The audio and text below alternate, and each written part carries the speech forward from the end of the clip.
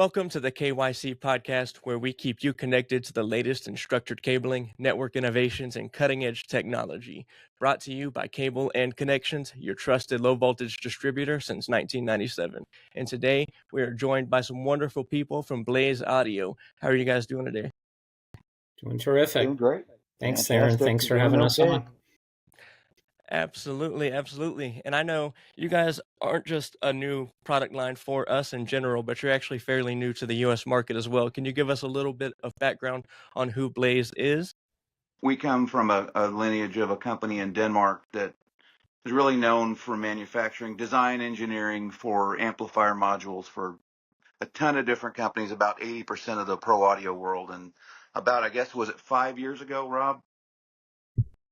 I think the mind started. Yeah, it was at the height of COVID. Yeah, they decided that maybe not just OEMing, that we should actually create our own brand. And from there, Blaze was born. And a lot of people have asked what Blaze means. And there was a scientist back in the 1600s named Blaise Pascal.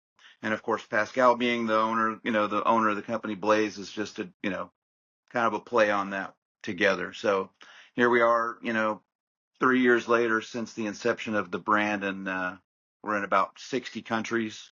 So we're moving right along. Okay. Yeah, because you cut out there in the beginning, I was going to ask you who's the parent company of Blaze, and then you said Pascal, so that pretty much covered what I was going to ask you. Touchdown. But right. So, and this may have been answered in your little intro there, but what inspired you guys to enter the audio space in America? You want me to take that, Rick, or? Yeah, go ahead. It's up to you. Okay, I think what it came down to is essentially they saw greener pastures in the U.S. market. I think the U.S. market is actually, the gold or the brass ring for most European countries. It's like you can be successful in Europe or in the Pan-Asian market, but really the true test of success is in the U.S. market, and that's also going to be predominantly the bigger market as far as penetration, as far as obviously profit and potential that way. So it's like, going to Broadway or LA. If you can make it on Broadway, you can make it anywhere. So I think they were inspired to come to the US market because it does give a sense of legitimacy in the marketplace. And they also saw that there was possibly a void in the commercial 70 volt space because candidly, Pascal is bigger in the production market in the European side of things. Rick alluded to power modules for powered speakers and making the actual chassis. They make chassis for 22, 23 different partners of the three-lettered vernacular, if you will. Right. But in this country, I mean, I think they saw an opportunity to be able to, dare I say, exploit or go in as a product solution provider in that commercial 70 volt space. So I think that's where the inspiration was came from. Okay. And it's interesting that I never thought of it that way, how companies will be really successful overseas, and then the true testament is, can we be successful in the US? So for you guys, do you feel like in the past 5 years since you've come to market here, do you see the success that you wanted to see, or has it been far beyond what you expected? I think it's been really successful. I think the U.S. has such a cross section of markets, as opposed to Europe. They don't have the mega church market, and they don't have the club venues and that sort of thing that we do here. So I think it made total sense to branch out and to come into the States, because we do it all, man. Rock concerts, rock church, we do everything. So I think it's been successful, but I also think it's a pretty crowded market, so it takes a little longer to really take hold, and we're just kind of in the middle of that process, Yeah. Right. Yeah, because you've got integrators and installers and contractors who have been using other brands their entire career, and then here you guys come along. What would set you guys apart from the competition to make someone want to make that switch? Well, I guess I'll field that one. I think what it comes down to is, and as Rick mentioned from the get-go, is the lineage. The fact that our parent company is Pascal. They've been around since 2006, and they have a pedigree. They're basically a company that makes very reliable, very trustworthy amplifiers. Meantime failure rates are minimal, if anything. And they already have acquired partnerships with a lot of the big players that are out there. And I think coming on board, having the ability to be able to manufacture and not have to have somebody OEM your product, if you will, or ODM your product, as well as having the ability to work or play nice with third-party providers, API, for instance, and or have the speaker presets on your website, because basically they work. And we're not just a manufacturer of amplifiers, but we also make speakers as well. And having those partnerships in place, we do play nicely with third-party providers. So it's a great assimilation for us to be able to kind of hit the ground running. And to Rick's point, I mean, we've had successes in this marketplace, but albeit it is a crowded field. So we are in our infancy. So when it comes down to it, we're 5 years in the making, and we are going up against companies that have decades ahead of us and have acquired, the goodwill of their integrators and the consultant base and distribution, et cetera. And, that's probably the big hill that we need to climb on. But all things being said, within 5 years, we've made incredible strides, more so than a lot of companies coming out of the gates like this. So, to basically answer your question, what differentiates us, it's probably our product, the quality of the product, the identifiability of the product out in the field already, and the fact that we do have that lineage or legacy of Pascal behind us. Okay. So now I know you guys are mainly commercial audio. Do you have a market in the foreseeable future for residential audio, surround sound systems, that kind of thing? Or are you strictly staying in the commercial audio zone? I'll take that. Obviously our products, amplifiers mainly, and some of the speaker product could lend itself to a residential side. I don't think that's going to be something that we will pursue as part of the market plan, but it creeps into that for sure, because just by the nature of what the amps and some of the speakers in our line can function as residential product. So and that's another crowded market. Right. Now, how long have each of you been in the market itself? Prior to Blaze, for the past 5 years before that, how long were you guys in the market? Oh man, before when dinosaurs roamed the earth. I mean, Rick's probably got me by a couple years, but I'm embarking on my 30th year in this industry. So don't be fooled by my boyish good looks. But well, I'll give you an idea. I was an installer. Well, I worked for a music store in 1990, and part of that was doing some install stuff. And then I went into the contracting side in 92 and started working for Florida Audio Video out of Oklahoma City, which is one of the larger integrators in the country. So it's been 30. So you guys are 38 years, 35 years. Okay, so you guys are probably familiar with Muzak. I think so. Back in the day, in the elevator music. That's a nice segue, because I actually did work for Muzak. I was an account executive. That was my overture into the world of AV back in the mid 90s. I worked for Muzak for several years, and beyond that, I've worked for multiple rep firms, as Rick has as well. So we actually have a shared commonality as far as our experiences. I also have worked as an integrator, working for an independent integrator beyond Muzak, and then also worked for TOA Electronics. So I was a regional for that company for several years. And then previous to Blaze, right before that, I worked in distribution. I worked for a company called ADI, which you're probably familiar with, which is probably an indirect competitor to you folks. So I like to tell people I've done everything but be a consultant in this industry. So it does give you a kind of a well-rounded perception of things work. And, not to speak on behalf of Rick, but, one of the commonalities, like I said, or the thing that draws us together is our shared experiences working as independent reps. because I think Right. that's truly one of the most challenging areas in our industry or in any industry, to be Hmm. boots on the ground and working as an independent rep for said vendor. Right. So that gives you really an eye-opening experience into how the process works. Right. And So since you guys have been in the industry so long, you've probably seen it change from what it was 30 years ago to what it's grown into and how everything is going. You've got IP based audio systems now. So, how have you seen the audio industry change over the last 10 years or so? Oh, wow.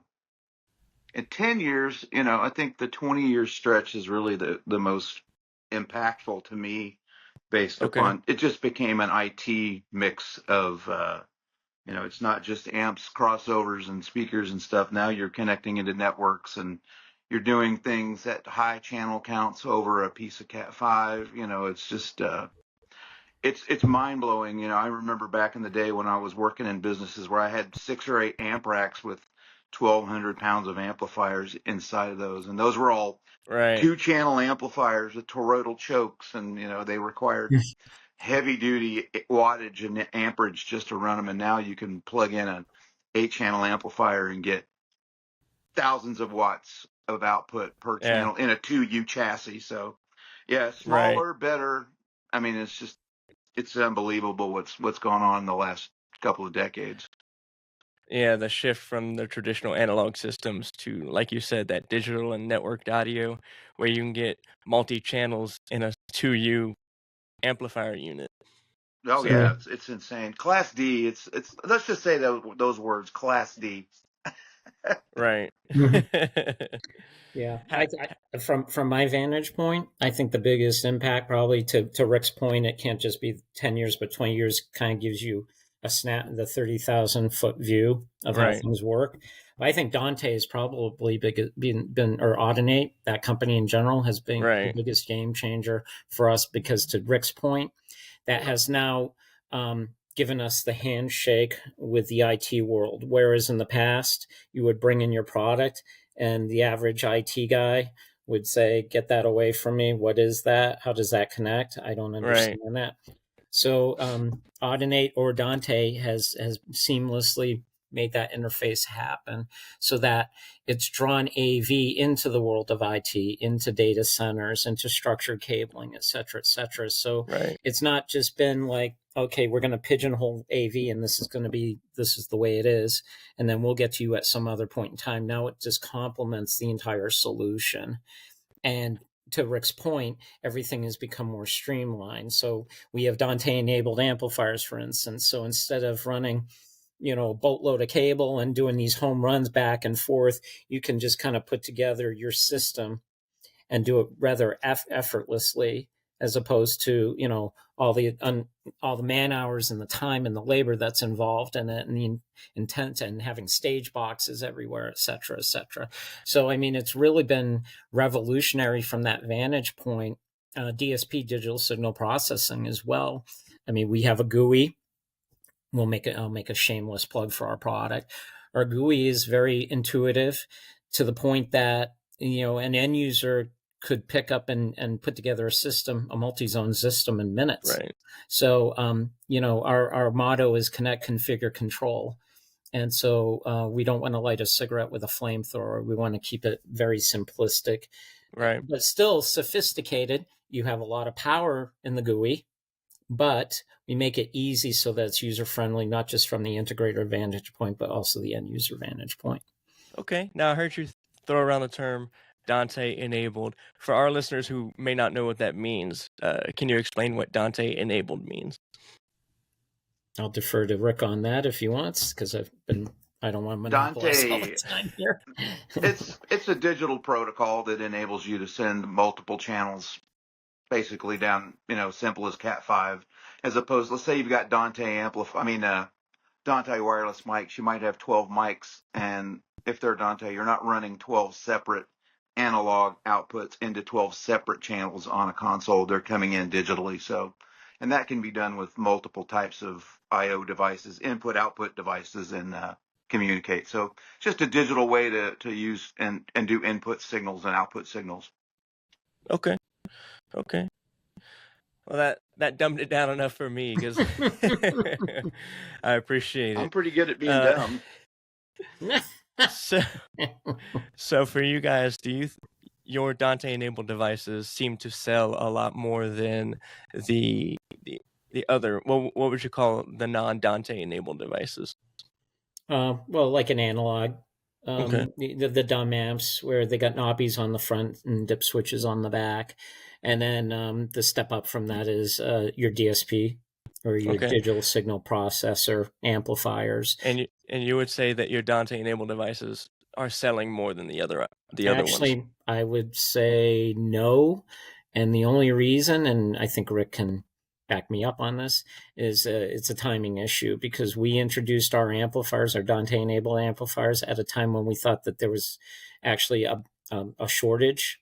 There was a chip shortage worldwide for the product, and then we developed an amplifier to fill a void. And by the time our amp came to market, the chip shortage was taken care of. So basically, people just reverted back to their time true products that are out there, or their competitive products. So it's been kind of slow from that vantage point because Rick has mentioned this. It's a crowded field out there.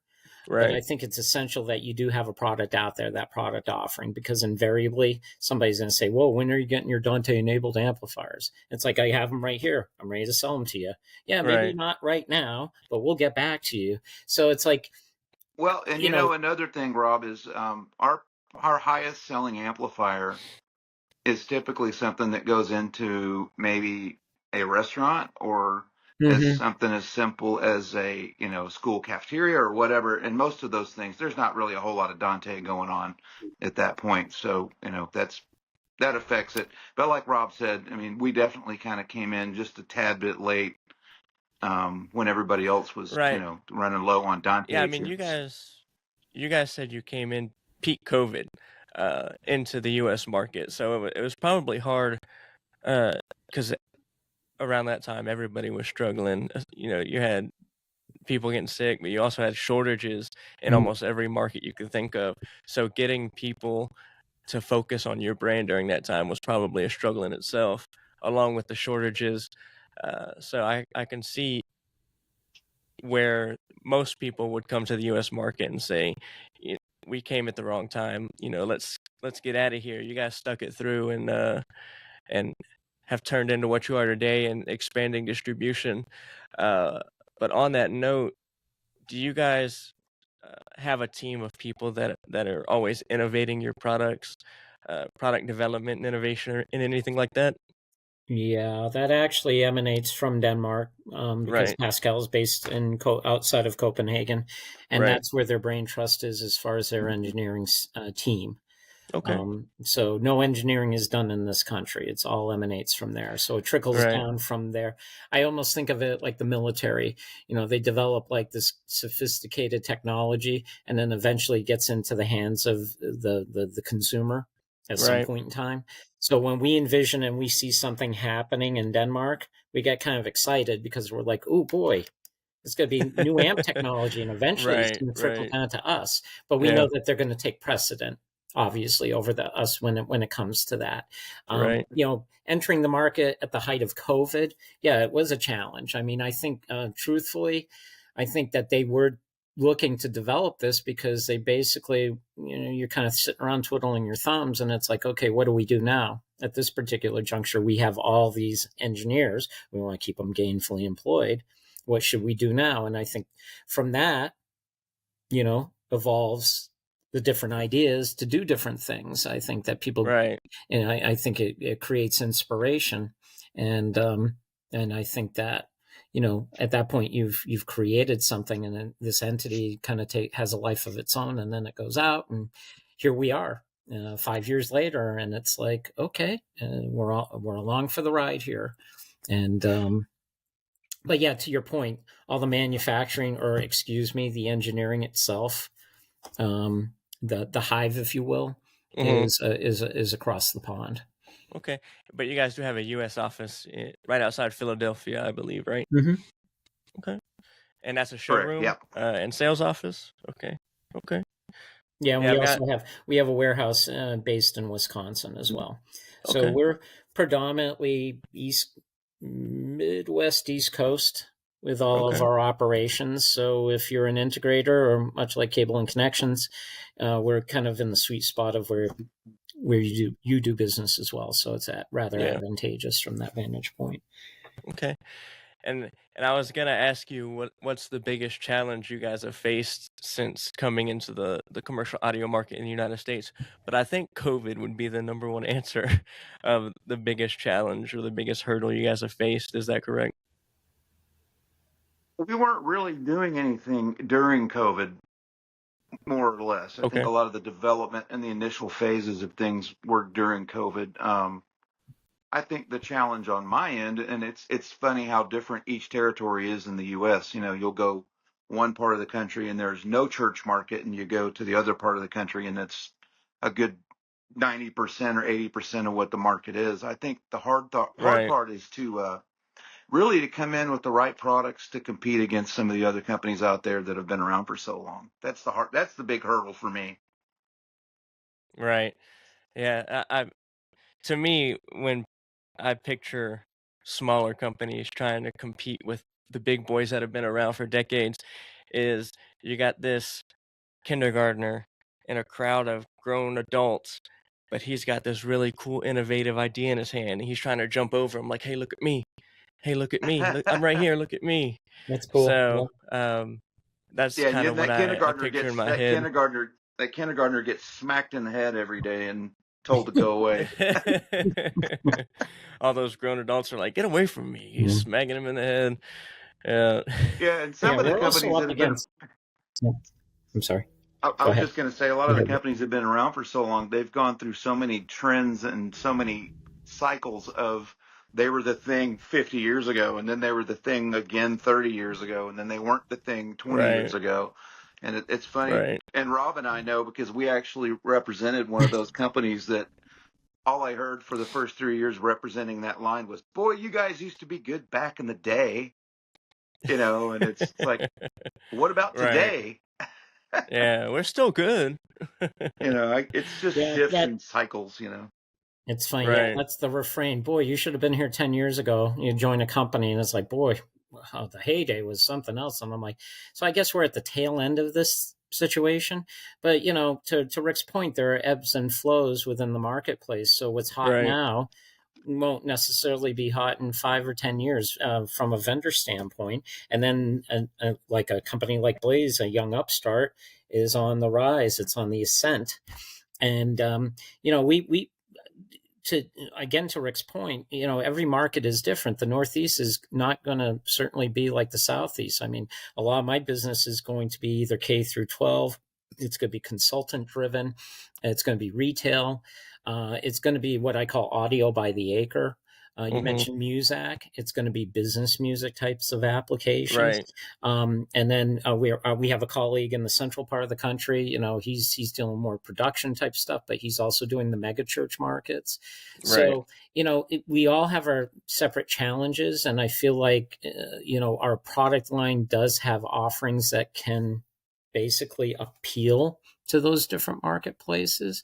But when it all comes down to it, aside from the hardware and the technology and the software, etc., it really comes down to human nature and psychology. Because a lot of the people that are buying products right now, the integrators that are out there and the Mhm. consultants who are speccing the products, they become so heavily invested in a product offering that they decide this is it.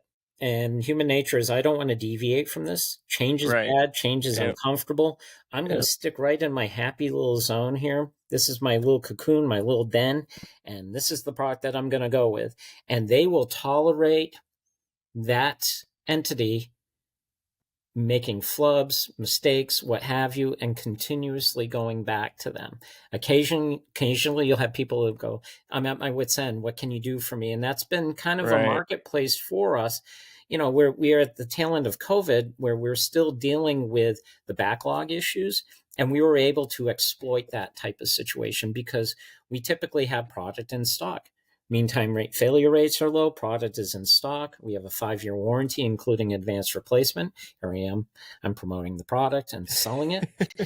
That's what I do. I'm a salesman. Well, that's the point of the podcast, is to get your name out there and Right. talk with our listeners and our customers. So go So ahead. I mean, yeah, to make it abundantly clear, that's what we do. I mean, we have the product the right time at the right with the product. And again, you're knocking on doors. I just had somebody, as a matter of fact, call me yesterday and said, "Okay, you've worn me down. Okay, I'm going to buy your product now." And I started on this guy from the get-go. So it's almost 2 years I've been at the company. So you have to have this almost unbreakable, unguided vision and focus on being able to constantly reinforce, be that kindergartner saying, "Hey, look at me, look at me." Right. And instead of getting smacked in the head, like Rick said, finally they look and they say, "Hey, wait, he might actually have something here that we could use."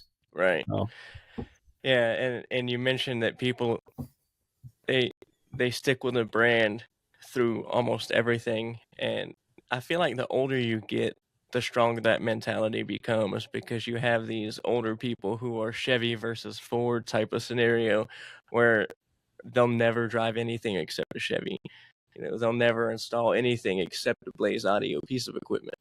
So you have those tried and true people that the older they get, the harder it is to get them to switch away from something. So yeah, I found that's part of the challenge for us, is to come in and change some of that habitual behavior. Right. Yeah.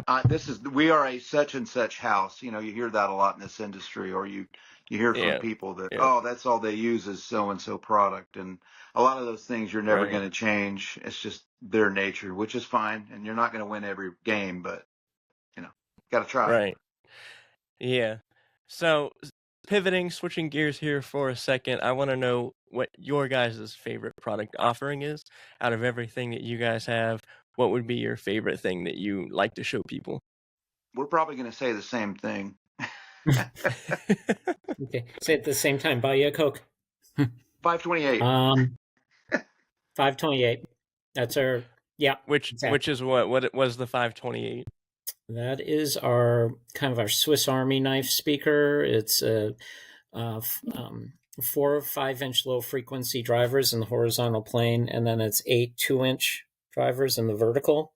And the cool thing about this speaker, it's kind of a bizarro speaker in the fact that the dispersion characteristics are really what differentiate it. It's 180 degrees wide by 45 high. So it's basically multifaceted. You can put it in, a gymatorium. You could put it in a small performing arts center, small or medium house of worship, and it's going to cover a lot of real estate. Also, it's got 2 pull mounts on the bottom. It's got points on the top. It will actually employ a CMA 395 from Chief. So you could use it as a monitor. You could use it on the monitor on a floor. So there's a lot of versatility to the product. Okay. And it sounds fantastic. I think Rick can attest to that. We can tell you all the nuts and bolts, but the real secret to it is it's a bi-amped box, so it requires 2 channels of audio, but it's sonically it's extremely good. It's a great sounding speaker product, and that's why I like it. I mean, aside from the fact that it's a little tiny speaker. When I first got my samples in a couple of years ago, I thought, oh, okay, this is not okay. This little speaker, whatever. But everybody that hears it, you're going to sell them. If somebody hears it, you're going to sell them. That's all you have to say. Yeah. Right.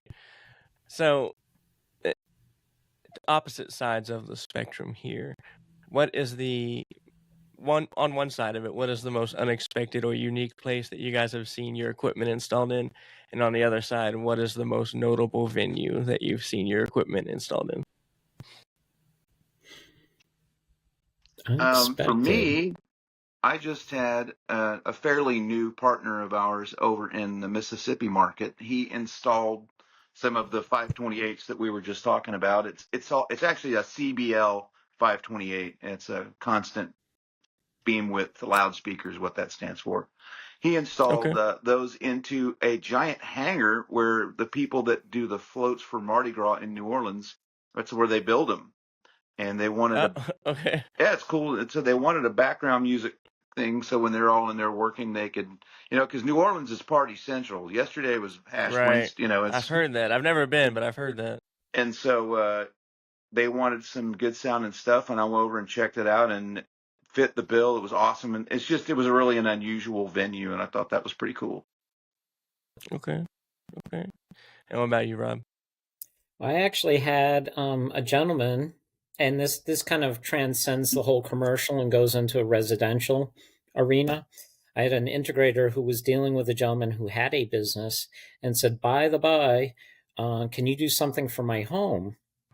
And he reached out to me and he said, this guy has a rare car collection.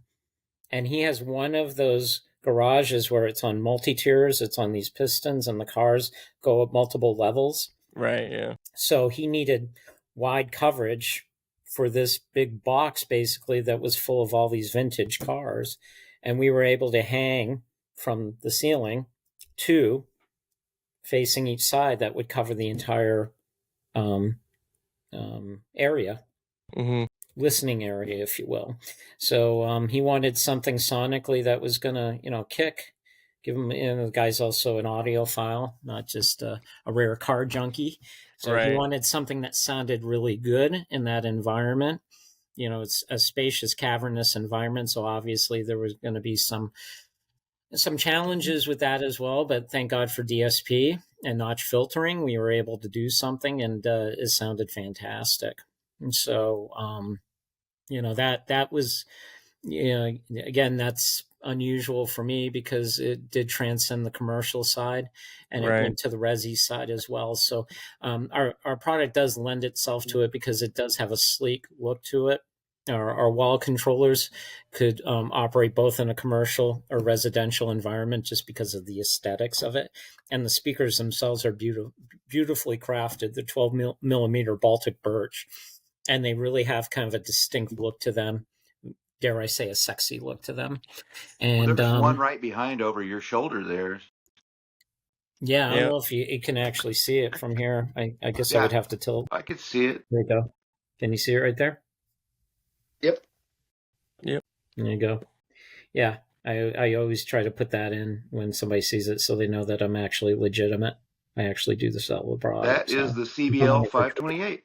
And we do, by the way, we do stock those in black and white. Okay. And they are paintable as well. So that's good to know. Yeah. So we talked about the most unexpected or unique place. Is there like a notable venue, like a stadium or like the new Sphere in Las Vegas, anything like that where your guys' speakers have been installed? Not in the that Sphere. You know of or that you can share? Something notable. Well, we are working on a project right now. It's coming to fruition right now. I don't know, Rick, if I can actually name what it is. It's a stadium. It's a small stadium for a small, historically black college. Okay. In Texas. Okay. And so we're waiting on the PO to come through right now. We've gotten a verbal agreement on it. It hasn't been installed yet, though. Okay. For actually established jobs, we have multiple church jobs or house of worship jobs in the Southeast area, predominantly in Rick's territory. Reimagine Church is one of those. Rick, what was the other church that was in your territory? There's Reimage, and then there's if you would have asked me that 2 minutes ago, there's several, and those are using the CCA 10, which is a dual 10 constant curvature array, which is a lot bigger than the little 528s, and it's more of a line array, but it's constant curvature. It's 20 degrees by 160. So if you stack up four of them, you got an 80 vertical by 160 horizontal, and those are used for church application, theater application. But I would probably say, for me, the most noteworthy of the installs down here would probably be Reimage Church for sure. Okay. Yeah. Okay.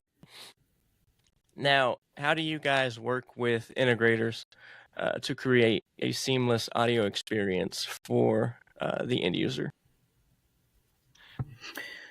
I think it starts at the design level. So I think what makes the experience notable is the fact that we do have a gentleman by the name of John Taylor who's dedicated strictly to design work, ease drawings. All our design work is free of charge. So basically, we work with the integrator. They bring a design to us. We don't sell directly to the end user, so they act as the buffer. So we're working strictly through the integrator or the consultancy.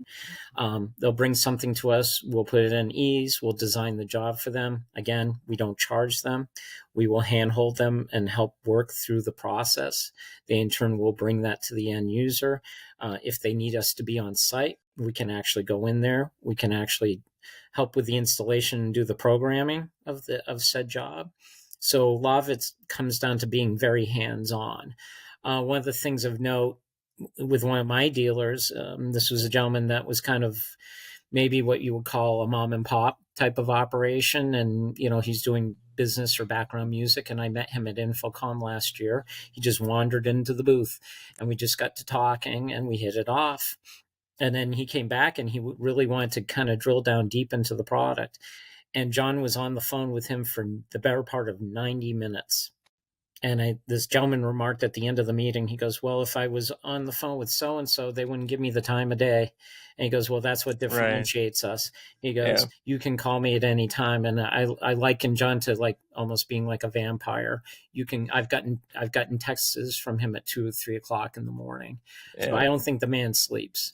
And so he's really kind of our secret weapon when it comes to, giving that type of user-friendly, if you will, or white glove service. Mm-hmm. And I think that's the thing that differentiates us from, say, a big box house where, they're typically looking at somebody, if you're doing a minimum of at least $100,000 a year, they'll give you the time of day. But if you're kind of a mom and pop or a onesie and twosie, they're not necessarily going to give you that type of attention, if you will. Right. So where do you guys see the industry going in 5, 10, 25 years from now? Where do you see not only Blaze going, but the industry as a whole? Do you see more IP configured devices, or do you think analog will phase out? Or where do you see the industry heading? I don't think it's going to go any other direction. I mean, I think the IT side of it and being able to do things, that direction is the way it's going to be. I'm seeing a lot more immersive stuff, as far as production and even in live venues. That's a really big part of where all the large, big companies are headed. I don't necessarily think that's going to be something we will be doing, but I think in the next 10 years, everything's going to be immersive. Everything's going to have, there's going to be a sphere on every corner. Yeah. Even though those only cost I think they only cost like what, $3 or $4 billion to build those things, so they're pretty affordable. I don't see how that's not a distraction to people driving through Vegas. I don't see how that's not a visual distraction when you've got this giant eyeball flipping or whoever, whatever ads flashing on it. To me, that would be more of a distraction than anything. But Vegas is a distraction, so it really blends into the overall mix. Right. They say you can see the sphere when you fly over Vegas. You can actually see it. Yeah. So actually, I flew out last year when we were leaving Vegas for Infocom. I flew over and Dead and Company was playing, and the Grateful Dead logo, I could see it from the plane really clear. I mean, it's crystal clear. Right. Pretty amazing. Pretty amazing stuff. Yeah. I mean, I can see why they did it. It's definitely a big marketing ploy for the city. Now, you mentioned immersive audio. What are your thoughts on immersive audio versus spatial versus AV over IP? Well, immersive and spatial are kind of one of the same thing, basically, almost I actually heard a really cool venue a while back where they could replicate with the immersiveness. They could make it sound like you're in a giant arena, or they could make it sound like you were in a smaller space, basically just using some reverb that would make you feel like you're in a giant, concert hall. That's pretty cool. Yeah, I mean, I think the limitations to that, like in production world, all of a sudden, you're not just flying some left and right hangs. Now you're having to have towers for rears and, front, center, side, all that. So it's a lot more expensive to do immersive stuff in the production world. And I don't think it's, Right. or in general, I think even in a theater or whatever, it's obviously going to be more money. But Yeah. Yeah. Yeah. I mean, and you mentioned Vegas, you mentioned the Sphere, but when you think of immersive, at least in my mind, I think of the Love Show at the Mirage, the Beatles tribute show, because that was hmm probably one of the first instances where they utilized immersive sound, where they literally had speakers under the seats so you could feel the rumble, and Right. that seemed to be the one that was the telltale impactful experience for a lot of people. And to Rick's point, spatial and immersive are kind of one and the same. You mentioned IP over AV. That's becoming more prevalent, but I think that it's still too cost constrictive at this point. The Right. speakers that we're seeing coming out right now are still stupidly expensive. I've seen speakers that are $800 to $1,000 a piece. So until that comes down in price, much like the amplifier technology, where you'll hmm have those big toroidal amplifiers and you bring it down into a smaller space and you can make it more cost effective.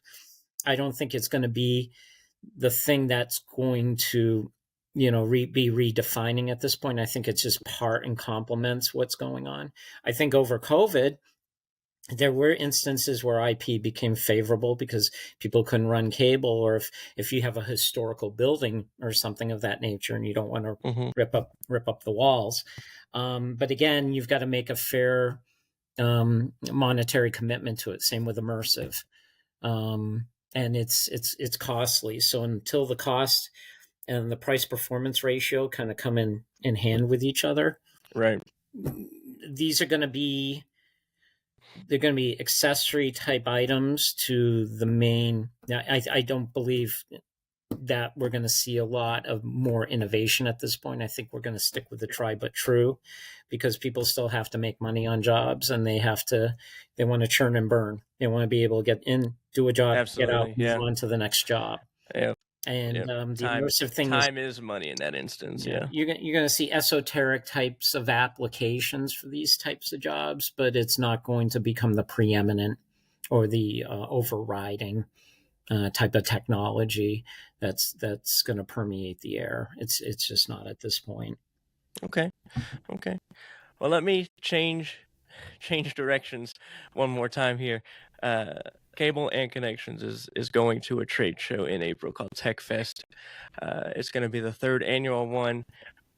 We support it every single year. But from the standpoint of Blaze Audio, what is your guys' favorite trade show to attend, or that you have attended so far?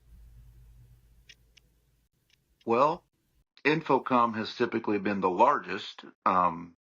And I think Right. we do several regional shows across the country, and some of those are beneficial. I think a lot of it just kind of depends on what's the new product and kind of what market that the trade show kind of focuses on.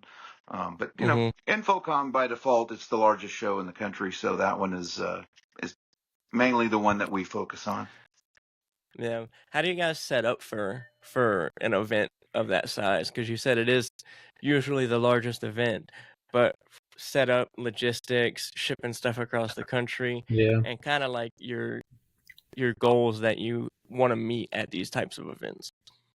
Well, Well, and to we that point, oh, I'm sorry, no, Rick. I was just Go going to ahead. say we have I would say a team, but it's actually really one guy named Eric Huber, and he is right now he's probably working on something that's going to happen a year and a half from now. And he is really the Yeah. machine, he's really the machine behind all of that. He gets all of that together. And we used, for the last few years, we've been using Colorcraft out of Orlando. They've built the booths for us the last couple of years, which they've done Yeah. a fantastic job. If they send you a 3D rendering, it's going to look exactly like it in person. So, and obviously, coming into a show like that, there's a ton of work. If there's a demo space that we need, it's just an all hands on deck kind of thing, and everybody has to be involved. Right.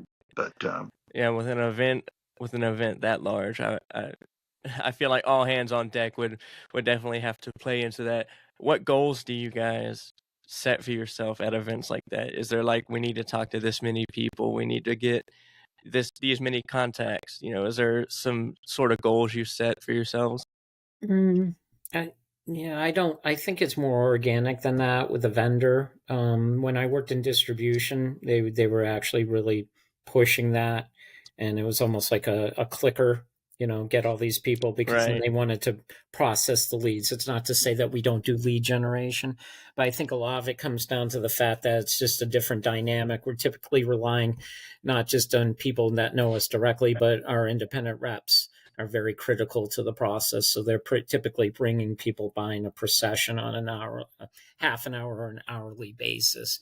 So, it just varies. I think a lot of it just comes down to you just try to get as many eyeballs in front of your product as possible.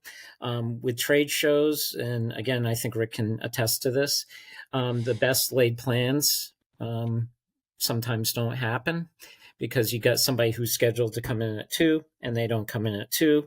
So you're sitting there and you're waiting and your 3 o'clock comes in, and guess what? Your 2 shows up at the same time. So all of a sudden it becomes a group setting, and it's like you can't really give that one-on-one basis. Now it becomes a different dynamic altogether. So I think you have to pivot and you have to adapt and adjust to it. I think that you can set kind of tenuous goals as to, like, I hope that this person shows up at the show. I set the appointment and they're supposed to come to the booth, and you want to fill your dance card, but that's the extent of it. And then maybe you want to secure some sort of a deal, maybe with a distributor, or you might have a big integrator that you've been trying to covet or you've been trying to develop over time. But again, I don't think it's as organized as it used to be, at least from my vantage point working for a vendor. Again, if you're working on the independent rep side, I think that there are certain guidelines that you want to do. And when I worked in distribution, there most definitely were. It's like you got to pull people from out of the aisle and bring them into the booth type of thing. Right. I think the aesthetic is just a little bit different with the vendor side. Yeah. Yeah. And Yeah, it's totally different. 20 years ago, you would actually write business. You'd actually sell at a trade show.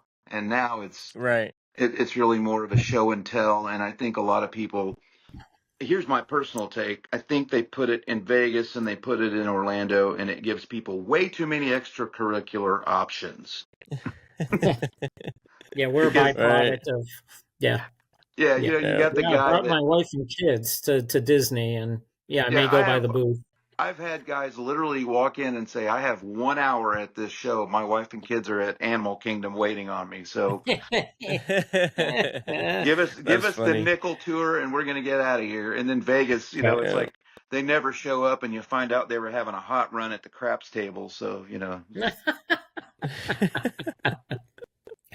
And then aside, I worked for a rep, and he will remain nameless, but I remember going out to was it Tony Roma's for ribs. I was out in Anaheim for NAM, and he literally sat at the dinner before the night before, and he looked at me and he said, "If you don't write at least $30,000 worth of business this week, don't bother coming back home." And I said, "Okay, so I guess I'm going to live in Anaheim then, the shadow of Disneyland." So yeah, he would put the fear of God into you. But to Rick's point again, you were writing business at these shows, and it's evolved into something different. It's more about the interactions and the networking, and then building upon that, and then what's going to happen after the show, what's going to happen in the next 3 to 6 weeks or 3 to 6 months or beyond. So and it's really hard to look at an ROI in a situation like that because you can't really measure it. Back in the day, if you came home, if you worked for so-and-so guitars and you had 60 POs that came up to a total of $750,000, you had a successful show. And now you just have a whole bunch of names in a spreadsheet about a month later that comes in, and you kind of weigh it like that and hope that maybe out of those 300 people on that spreadsheet, you made somebody's some impact somewhere down the line. So they're a little harder to gauge whether they're a success or not, Yeah, and I think that's what, because I mentioned TechFest briefly, I think that's what sets TechFest apart from normal trade shows is it's not your normal, you have 300 contacts and hope one of them sticks. It's, 200, 300 industry experts and installers who are wanting to get hands-on with the product and get down and dirty and talk with the experts and sit in on the trainings and the certifications and learn as much as they can before they go home over the 2-day course of the event.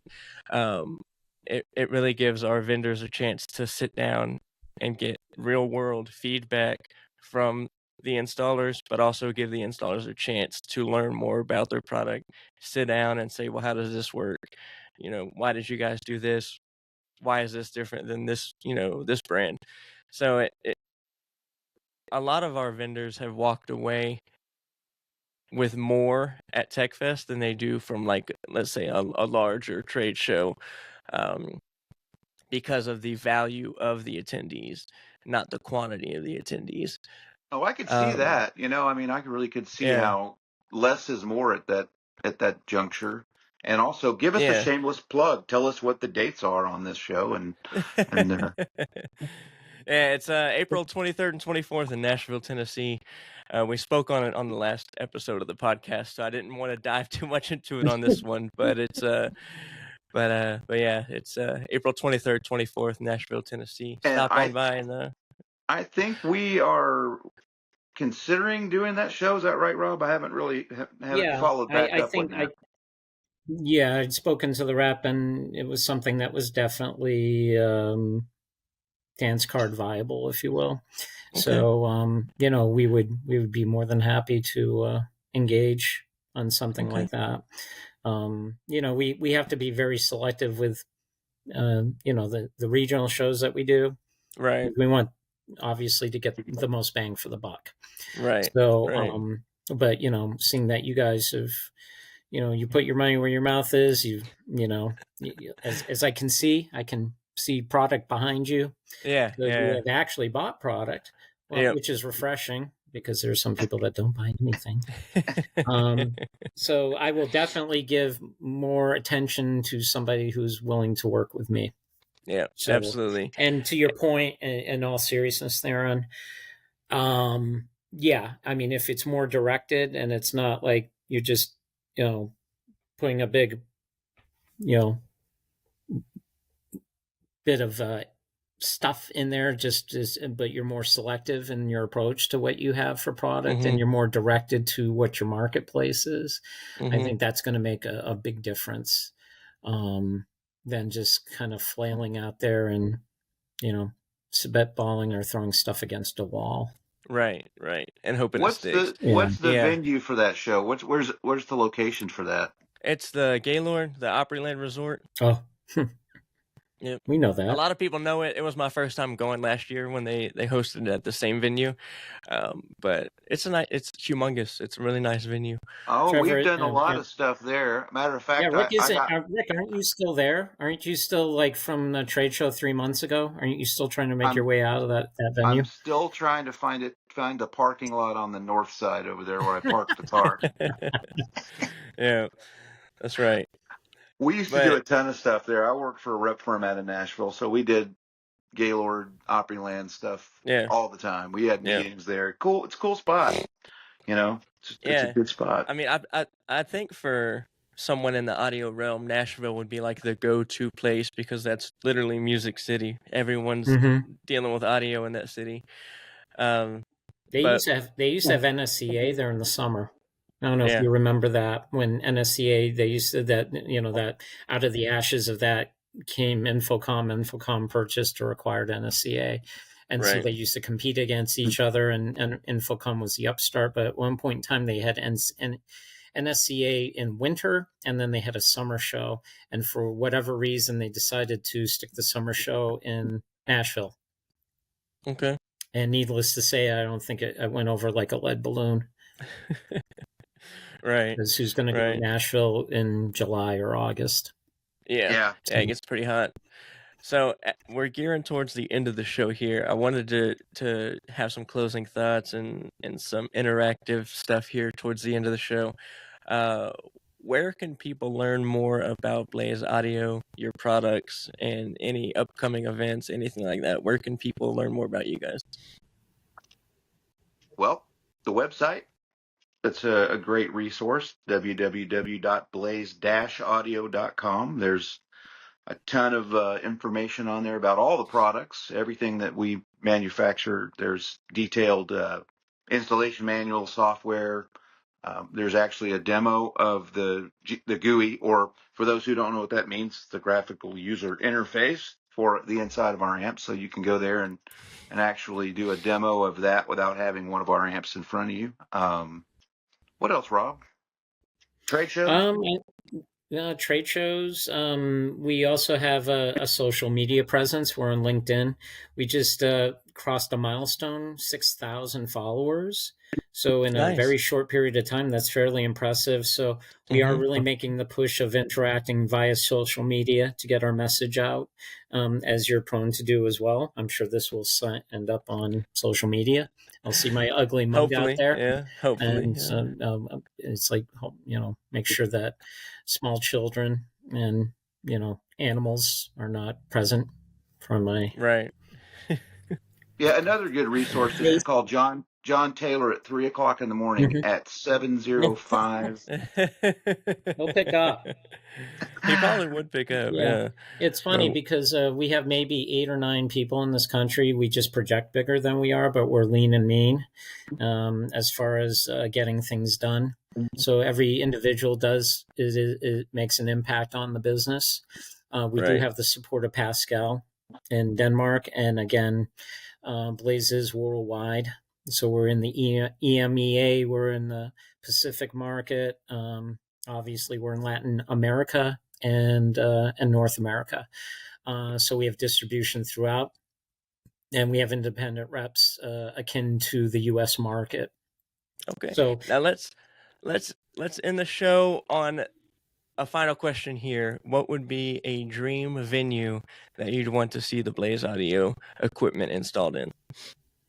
Your dream venue for your guys' equipment. Oh man, that's a tough one.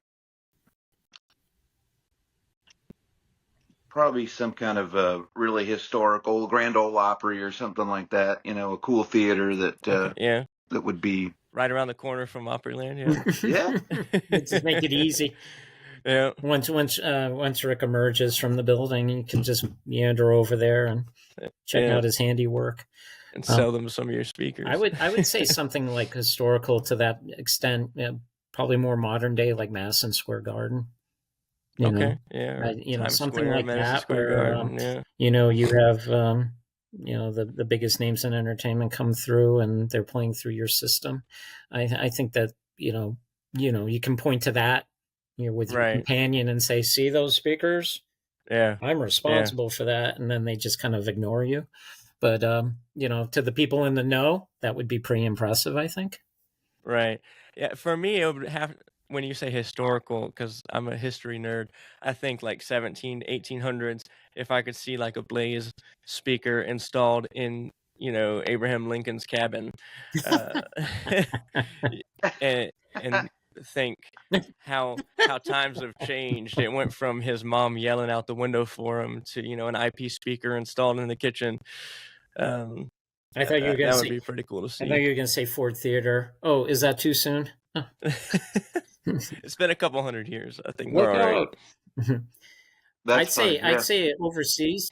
I'd say the the O2 Arena in Wembley. I think that would be like awesome to be in something like that, just to have that electric atmosphere, something like an open air environment, and just having stacks and racks, and just having people just blown away by the sound and the experience. Music is such an emotional thing. It emotes so much, and people are just drawn to and sentimental based upon what they hear musically. So it does bring out various emotions in people. Like Slayer. Speakers are much different than amps, Yeah. All righty, guys. Well, I appreciate you hopping on the podcast today. No worries. This will be This episode was 2, fun. so I'm super excited to get you guys out there Cool. and show your brand to the world of cable and connections followers and customers. Hopefully, we can have a very long, robust relationship with you guys and sell a ton of amps and speakers to Sounds people great. who Are you going to be at the Nashville Tech Fest? I am, yeah. Me Okay. and Dave will be there. Oh, My Dave. wife Yeah. will also be there, so you'll get to meet my wife if you guys go. Very nice. Oh, yeah. Cool. Well, Okay. yeah, let me, I'll talk to Eric Huber, the Mhm. great, our CX marketing manager extraordinaire, and Mhm. see what we can do to set something up April 23rd, 24th. I'll put that on my dance card. Yeah, the exhibitor cutoff's coming up, but Ooh, I'll okay. send you. Yeah, send me I'll that send you. info. Yeah, I'll Let send me you the know. info again, and see if we can't work something out for you guys to attend this year. And Sounds it's like a great show. plan. We love it. But like I said, I appreciate you guys hopping on the podcast today. It should go live next week, and I look Great. forward to talking to you guys again soon. You guys have a good one. Yeah, you too. Thanks, man. Thanks, Sam. Have a good day. Nice meeting